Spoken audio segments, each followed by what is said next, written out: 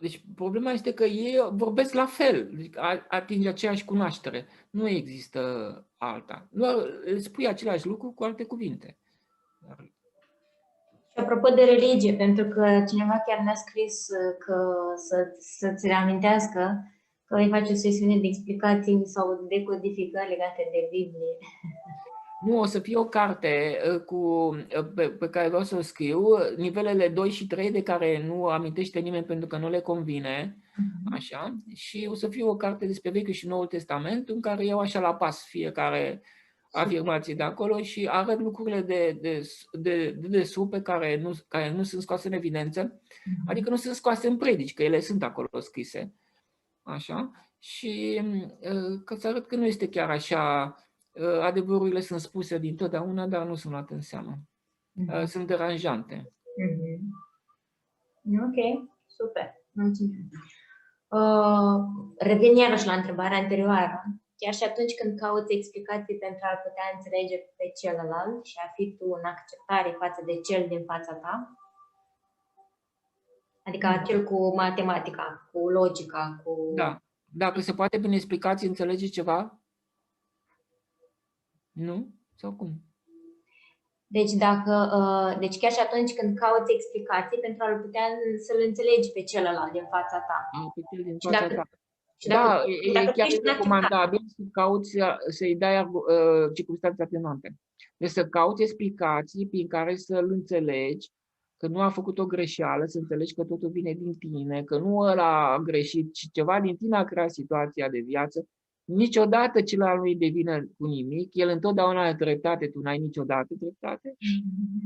Și când știi chestia aceasta, nu mai ai împotriva cui să te ridici și atunci totul se stinge, că important este ca agresivitatea interioară să se stingă și atunci că celălalt îți ia doar forma interioară. Deci nu contează explicația, contează starea ta interioară. Dacă îți ia o stare de îngăduință, atunci nu se mai întâmplă niciun conflict. Dacă ai însă nemulțumiri și critici, atunci te va ataca. Omul te atacă cu nemulțumirea din tine. Și cum ziceam și în cartea cu femeile, bărbatul iubește femeia cu iubirea din ea față de el. Deci dacă femeia nu-l iubește, el nu are cum să-i întoarcă nimic. El este doar oglindă, este o biată oglindă. Și trebuie iubit, susținut, el e mult mai slab decât femeia. De fapt, adevăratul sexul tare este de fapt femeia, nu bărbatul. Și nu e și invers? Nu și femeia îl oglindește pe bărbat? Nu, pentru că femeia are energia dublă.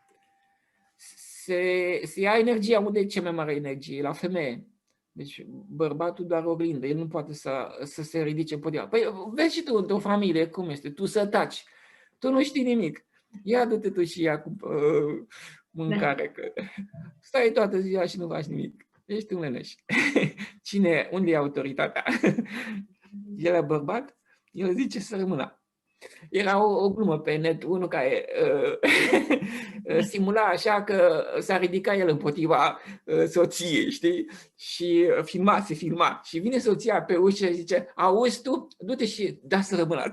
Păi până la telefon el zice altceva și când a venit soția, imediat s-a supus. Deci nu ridica. Normal, femeia nu trebuie să fie bărbătoasă, ea trebuie să fie feminină, să fie supusă. Lasă lui el să decidă. Dar dacă nu-i decide și ia mereu posibilitatea, ia puterea de decizie la el, atunci el își pierde din autoritate și devine feminin. Adică caracteristicile lui de putere și de viziune scad și el începe să greșească. Greșește tot datorită femeii. Nu mai vede clar, face greșeli în hotărârile lui și apoi zice, uite că tu ești prost, că nu ești în stare să faci nimic. Eu ți-am spus să faci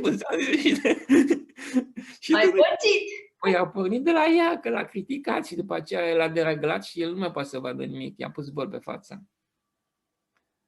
Deci, femeile astea. Ea poate să spună părerea foarte frumos, după care zice așa, formula magică și acum tu decizi. Și același lucru se întâmplă la copil. La copil nu trebuie să-l forțezi, îi spui ce este bine, ce e rău din înțelegerea ta, din experiența de viață, după care îi zici și acum tu cu toată încrederea, cu toată credința și acum tu decizi. Și el va alege. Dacă va alege prost, societatea și viața îl va regla de 2 ori, de 3 ori, de 5 ori, va suferi și până va învăța din experiențe proprie cum ar trebui. Și apoi zice, uite că mama mea sau tatăl meu a zis bine. Și atunci așa învață. Dar omul nu învață decât să-l lași singur să-și asume responsabilitatea, că altfel nu devine responsabil pentru ceea ce face și va ajunge mare și nu va avea curajul să ia inițiativă, ci să ia decizii importante. Înțelegi? Nu va avea încredere în el. Nu trebuie niciodată să faci tu în locul lui, ci trebuie să-i dai mereu răspunderea, el să aleagă. Chiar dacă pierde, nu e nicio problemă, pierde un timp, până la urmă învață. Chiar dacă pierde un an la școală, nu este nicio problemă, el învață. Chiar dacă el crede că dacă lucrează nu știu ce este mai bine decât să facă o facultate, lasă-l să facă. Am întâlnit o situație de genul acesta. Venise o doamnă, familie înstărită, soțul doctor, chirurg, bani mulți, ea casnică acasă, mama. Și fata ei nu vrea să facă liceu. Și mare scandal, cum? Nici măcar liceu să nu-l faci, că cum mă prezint eu? Îi spun că fata mea nu are nimic. Și ce vrei să se facă? Vrea să se facă educatoare. Îi place copii. Păi lasă, domnule, să fie educatoare, că în locul acela unde îi place va fi cea mai bună educatoare din lume. Va fi și mulțumită și va face și ce este mai. De ce trebuie să... Și ei erau părinții supărați. Păi nu are niciun rost, că oricum copilul face ce are el în programe. El vine cu niște programe, nu? Și se va duce cu programele la, indiferent ce vrea părintele, el tot programele le face. Chiar dacă părintele, spre exemplu, am aici în bloc un actor, a vrut ca băiatul lui să ajungă actor, a făcut facultatea de actorie, a făcut scenariu, film, nu știu ce, el a ajuns tot ce trebuia să fie. Deci a ajuns formator de opinii și nu știu ce. Deci a ajuns tot ceea ce a plăcut lui, deci nu a avut niciun rost. Absolut niciun rost, un timp pierdut, 10 de ani de zile pierduți din viață ca să ajungă să facă tot ce trebuia să facă el. Păi puteai să le lași de la început să facă asta. Deci intervenția părinților nu e în ordine. Okay. Deci diferentele din familie așa se rezolvă. Femeia îți spune părerea, se pot duce la o cofetărie în fiecare săptămână și fiecare îi spun problemele pe care le au și cade de acord acolo, știi? Unul lasă și celălalt și până la urmă găsesc o soluție, că mai ales când sunt copii mici sunt probleme de genul acesta. Cine stă cu ei, cine... Deci nu așa se rezolvă. Și acum mutăm cofetăria acasă, da? Că cofetăria e închisă. Se poate și acasă, da, se poate și acasă. Ok.